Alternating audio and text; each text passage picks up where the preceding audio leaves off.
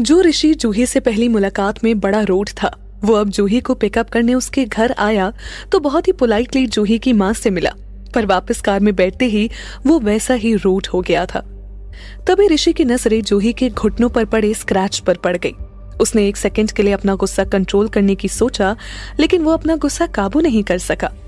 उसने जूही को चिल्लाकर पूछा, ये क्या है जूही? जूही ने चौंक कर ऋषि को देखा। उसको अचानक से समझ नहीं आया कि ऋषि किस बारे में बात कर रहा है। वो हड़बड़ाते हुए बोली, क्या क्या है? ऋषि ने एक ठंडी आह भरते हुए जूही की आंखों में देखकर कहा, मिस जूही, आपको अपने आप पर थोड़ा कंट्रोल करना चाहिए। जूही को अभी तक कुछ समझ नहीं आया। वो बोली, कंट्रोल? मैंने किया क्या है? किस चीज पर कंट्रोल करना है? ऋषि जूही से कुछ बोला नहीं, वो बस उसे गुस्से से देखता रहा। थोड़ी देर में हिम्मत करके उसने कहा, आई नो तुम्हारा वो बॉयफ्रेंड राहुल है, पर अब शादी होने वाली है। हम दोनों को अपनी इमेज का ध्यान रखना होगा। अब तुम जूही पाठक नहीं, तुम जूही सिंघानिया बनने वाली हो। जो भी करना, ये बात तुम्हें अच्छे से याद रखनी होगी, वरना इसका अंजाम हम दोनों के फायदे में नहीं होगा। जितना जूही ऋषि को सुन रही थी, वो उसको उतना ही कम समझ आ रहा था। जूही की सवालिया नजरों को देखकर ऋषि ने उसे कुछ नहीं समझाया। उसने उसके घुटनों पर लगी चोट को एक बार फिर से देखा और मुंह दूसरी तरफ कर लिया। जूही ने भी अपना सिर नीचे झुका लिया। उसकी नजरें खिड़की के बाहर सुहाने मौसम पर टिकी थी। तभी एक कार बिल्डिंग के सामने रुकी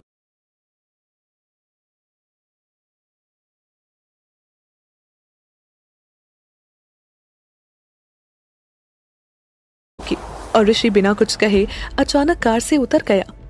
बाहर विनय खड़ा हुआ था। जूही कार के अंदर से दोनों को बात करते देख रही थी। ऋषि ने विनय को कुछ इशारा किया और अपना बैग लेकर उस बिल्डिंग में चला गया। विनय तुरंत कार में अंदर आकर ड्राइवर के बगल वाली सीट पर बैठ गया। कार फिर चल पड़ी। इस माहौल में अजीब सी शांति थी। विनय को तो इस चुप्पी की आदत थी।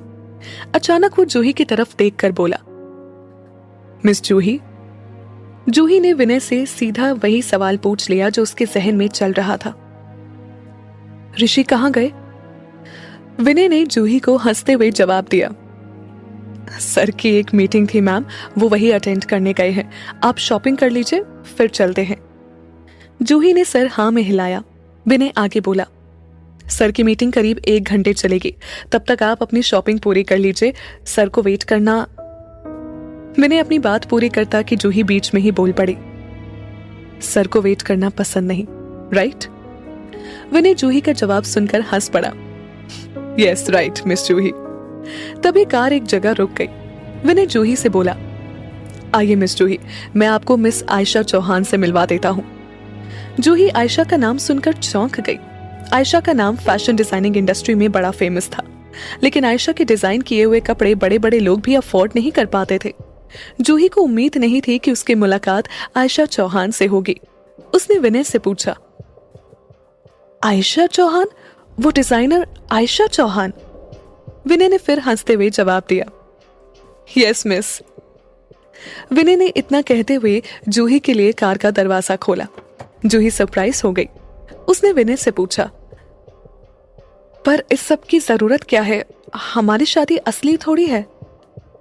जूही के इतना बोलते ही पीछे से ऋषि की आवाज आई, मिस जूही, आपको अब समझ जाना चाहिए, आप जूही इंडस्ट्रीज के फेस से पहले सिंघानिया इंडस्ट्रीज के ओनर की वाइफ हैं, तो हर कदम संभल कर रखिए और हर शब्द सोच समझ कर बोलिए। ऋषि ने एक बार फिर उसे चौंका दिया था। जूही ने इसके बाद उससे कोई सवाल जवाब नहीं किया। वो बस ऋषि को फॉलो करने लगी। उसने बस अंदाजा लगा लिया कि ऋषि की मीटिंग अचानक कैंसिल हो गई होगी, इसीलिए वो उनके पीछे पीछे आ गया। ऋषि ने भी उससे कुछ नहीं कहा। वो विनय को देखकर बोला, you are getting slow in your job. Vinay समझ रहा था कि ऋषि को कोई चीज परेशान कर रही थी। विनय बिना कुछ बोले बस शांति से खड़ा हो गया। ऋषि ने गहरी सांस ली और जूही की तरफ बढ़ा। जूही के पास जाकर उसने जूही की कमर पर पूरे हक से हाथ रख लिया। हाथ रखते हुए उसने जूही को अपनी तरफ खींचा।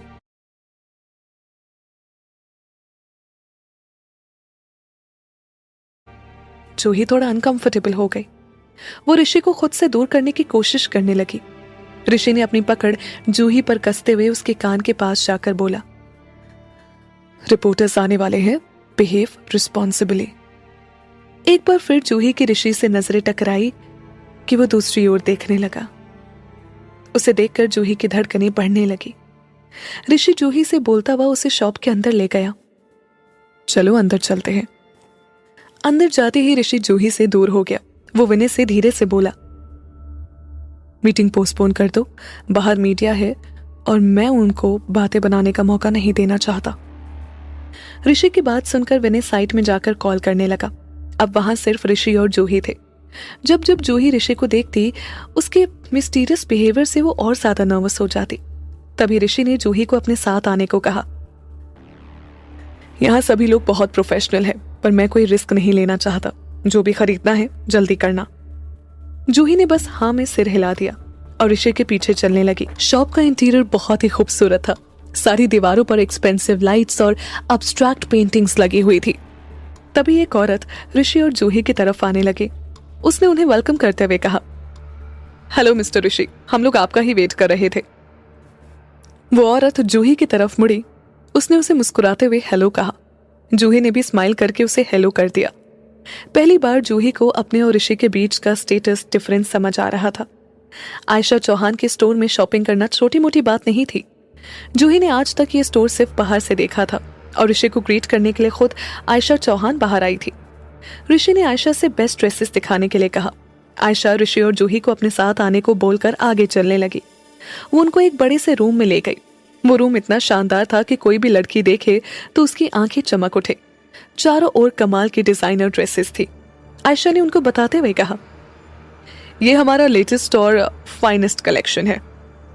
इतना कहकर आयशा ने जूही और ऋषि को आगे आने कहा।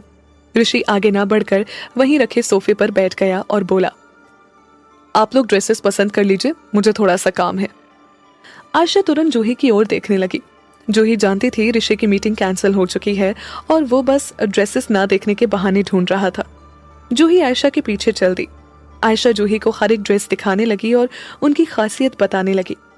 पर जूही का ध्यान ड्रेस पर कहाँ था। जब से वो इस स्टोर पर आई थी तब से बस राहुल की कही एक बात उसके जहन में घूम रही थी। जूही, मैं जब बड़ा बिजनेसमैन बन जाऊंगा ना तो तुम्हारे लिए बेस्ट वेडिंग लहंगा लेकर आऊंगा। लाइट पिंक क्लासी लहंगे में तुम कमाल की लगोगी। I love you so much. ये बात राहुल ने बड़ी खुशी और भरोसे के साथ कही थी। पर आज राहुल का वो वादा, वो भरोसा, वो प्यार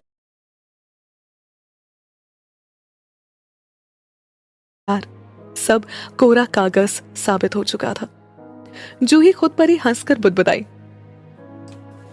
भाड़ में गया उसका लव। इस इंसान की हर एक बात झूठी थी। खुद को ही डांटते हुए जूही खुद से बोली, क्यों बार बार उसी को याद करती है जूही? तो भूल जाओ उस कमीने राहुल को। खुद को संभाल जूही, आगे बढ़, हिम्मत रख। एक पल जूही खुद को संभालने की कोशिश करती तो दूसरे पल फिर दिमाग उसे कहीं और ले जाता।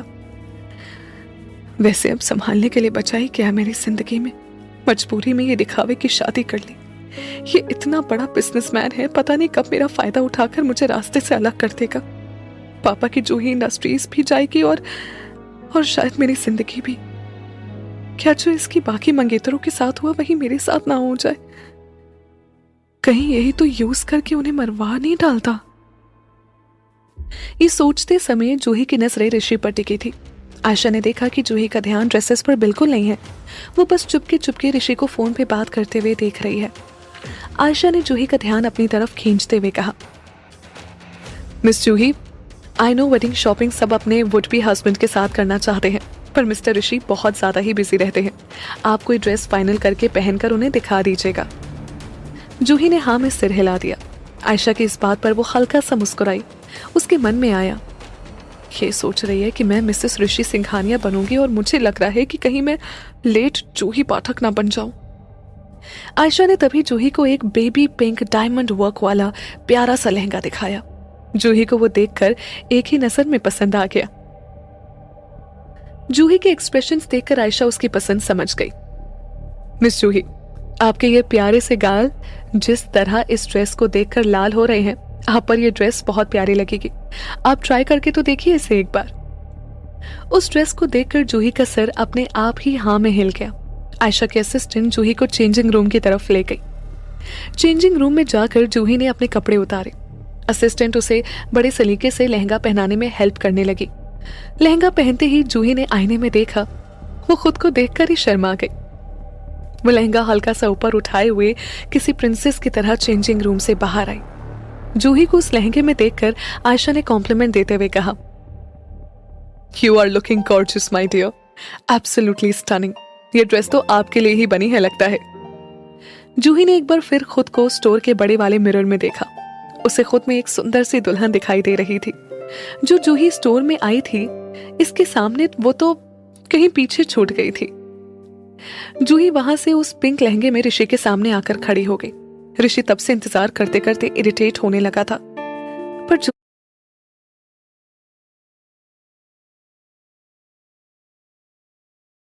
जूही को ऐसे दुल्हन के जोड़े में देखकर वो कुछ बोल ही नहीं पाया। जूही और ऋषि थोड़ी देर के लिए बस एक दूसरे को देखते ही रह गए। तभी ऋषि का फोन बजा।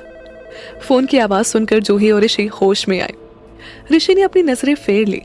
ऋषि ने कॉल उठाकर कहा, yes I am coming in a while. ये फोन विनय का था। ऋषि ने जो थोड़ी देर जूही को शॉपिंग के लिए दिया था वो पूरा हो गया था। जूही को अंदाजा ही नहीं था कि उसने ड्रेसेस देखने में ही 1 घंटा लगा दिया था, जबकि उसे पहनने के बाद पहली बार में ही अपनी वेडिंग ड्रेस पसंद आ गई थी। ऋषि ने विनय को गाड़ी निकालने को बोल दिया। फिर उसने पलटकर जूही से कमांडिंग टोन में कहा, चले। जूही ने हाँ बोला और ऋषि के पीछे चलने लगी, पर ऋषि अपनी जगह हिला ही नहीं। तभी ऋषि ने उससे कहा, you don't want to change? मुझे कोई प्रॉब्लम नहीं अगर तुम ओके हो तो। जूही ने अपनी वेडिंग ड्रेस पहन रखी थी। वो ऋषि से बोली, ओह सॉरी, चेंज कर लेना ही बेटर होगा। इतना बोलकर वो वापस चेंजिंग रूम की तरफ चली गई। ऋषि जाने से पहले आयशा से मिला। उसने उससे कहा, ये ड्रेस जूही के मेजर के हिसाब से करवा देना। जब तक जूही बाहर आई तब तक ऋषि आयशा से बात कर चुका था। जूही चुपचाप उसके बगल में आकर खड़ी हो गई। ऋषि बिना कुछ बोले बाहर की ओर बढ़ने लगा। जूही कुछ रुक कर बोली, ड्रेस? ऋषि बिना रुके बोला, डोंट वरी अबाउट इट। तभी जूही का फोन बजा। अनजान नंबर देखकर जूही ने एक बार तो उसे इग्नोर कर दिया, पर तभी दोबारा फोन रिंग होने लगा। ऋषि ने उससे इरिटेट होकर कहा, पिकअप। ऋषि का ऑर्डर सुनकर जूही ने कॉल उठा लिया।